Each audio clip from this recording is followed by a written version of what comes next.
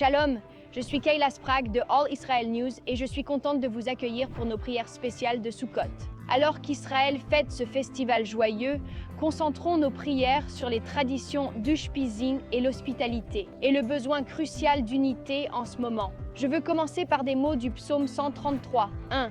Voici, oh qu'il est agréable, qu'il est doux pour des frères de demeurer ensemble. Sukkot, ou la fête des tabernacles dans la Bible, est un moment de joie et de rassemblement ici en Israël. Durant 7 jours, les familles habitent dans des abris temporaires appelés Sukkot, évoquant le voyage des Israélites dans le désert. La soukha derrière moi entoure la Ménorah ici dans le quartier juif de la vieille ville, et les familles se rassemblent ce matin dans toute la ville, dans les synagogues de leur quartier.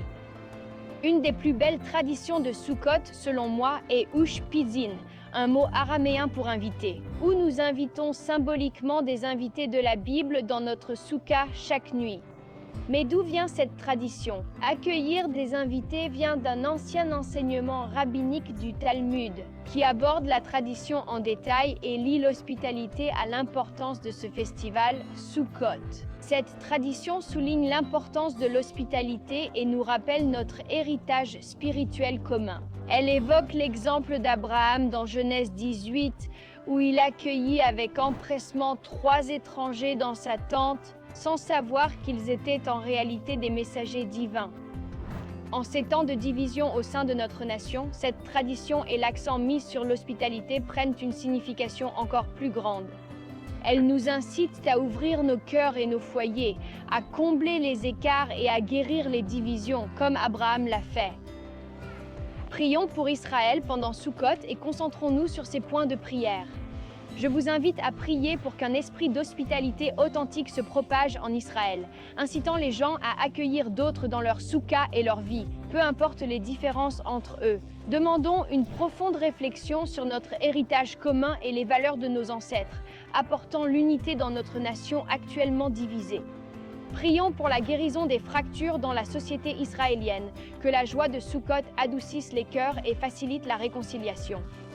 Je souhaite un sens renouvelé de communauté et de responsabilité parmi tous les secteurs de la société israélienne, reflétant l'unité que nous voyons dans le rassemblement des 4 espèces.